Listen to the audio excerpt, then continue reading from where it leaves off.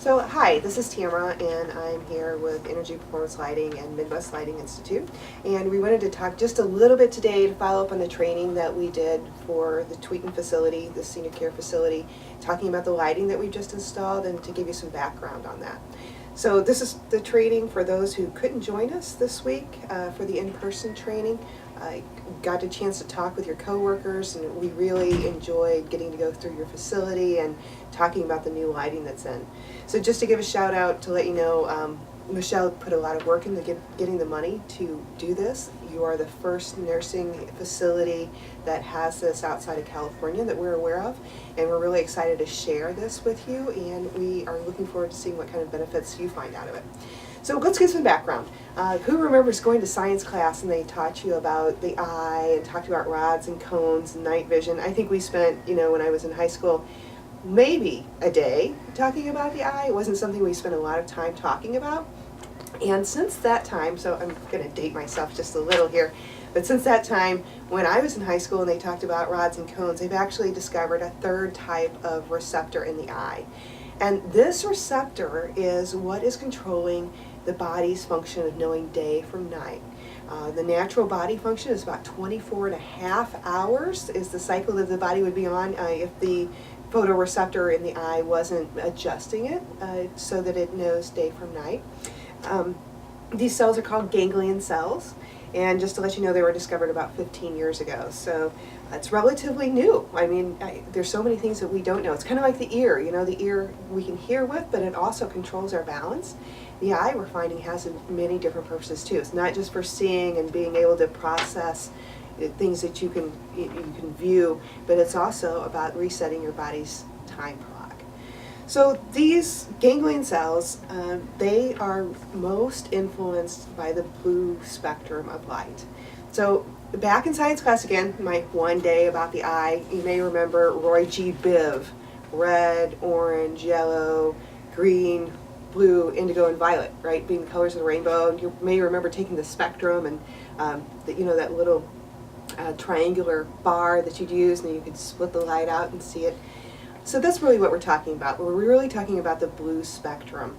So I had a chance when I was up there to go outside, and I got the spectrum. The sun was actually shining for like 5 minutes, and I got to go out, and I have a spectrum that I wanted to show you what it looks like on the outside. See all the colors that are in that spectrum? They're all there, aren't they? Well, let's throw up another picture, and this one is what we typically find in an office building underneath the fluorescent lights. Do you see the difference? It's huge. So there's so many spectrums of the light that just aren't in there. So what we've done here in your facility is we've installed 3 different kinds of lights. And I want to talk to you a little bit about them, about what their purpose is, and so that you understand what we're doing to help you and the residents inside of your facility.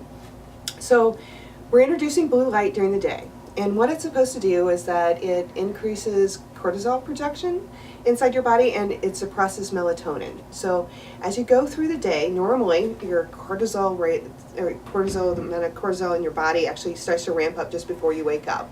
And then it peaks out during the day, and that's what makes you more alert. On a bright sunny day, we all feel better, we're all more energized. That's why it's from cortisol. Now its other part is called melatonin. And melatonin will start to be produced later in the day. As we think about, as things wind down through the day and the sun goes down, melatonin starts to be produced in the body, and that's what helps you go to sleep at night. So what we're going to do in here is during the day, in the hallways, your hallway lighting is going to look very similar to the lighting that's above me right now. And it's set so that throughout the day, it's going to introduce blue light into the built space, just like it would outside. So if you think about it, the sun starts to come up in the morning, the sky turns blue.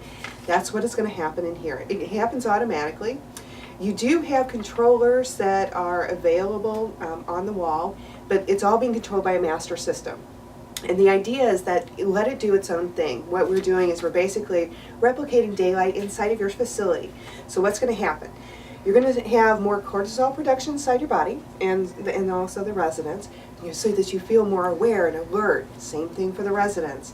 It's also going to help you to build up what we call sleep pressure, so that by the end of the day, when we pull the blue light out of the spectrum, and if you think about it, at nighttime, we would go back toward the campfire at night, and that warm glow. And what color is a campfire? Well, it's yellow to orange, reddish color, right? Those warmer colors.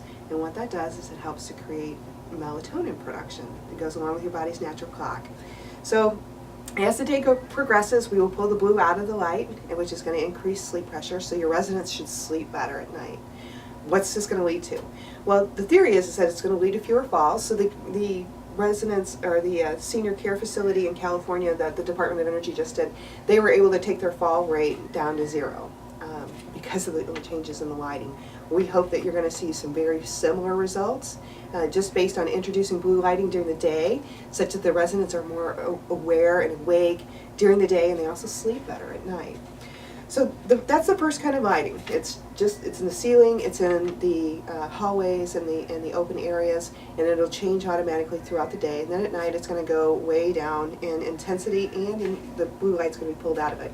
Now, if you do hit the switch on the wall at any time, like at night, let's say that there's an issue and you need more light than what's there, if you just hit the button, and the lights will come up and they will get brighter and have more of that blue color in there. And after a while, it does reset naturally to the program. But just to let you know, you always have the ability to override in case there's an issue where you need more light. But generally during the day, we anticipate that it should just flow and do its thing, introducing daylight. Now, the other part that we want to talk about, and this is the most important part, inside of the rooms there are 2 fixtures on the wall, and they have an up light and a down light, and they're manually controlled. So this is where we need your help.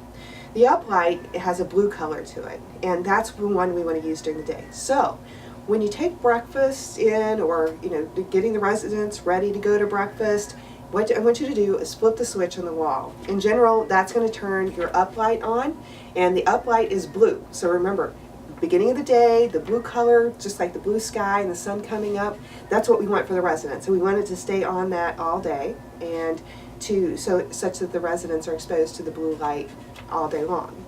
Now, when it's time for the last meal of the day, I call it dinner, supper, whatever you want to call it, the last meal of the day, as the residents are getting ready to go down to have that meal, or if it's being brought to them, then it's time to turn off the up light. So we need to turn that one off and turn on the down light. Now, on some of them, it's a pull cord that turns that down light on. On other ones, it may be a different switch, depending on the room that you're in. But always remember, up light, blue during the day, down light, the warm campfire color in the evening, just after your last meal.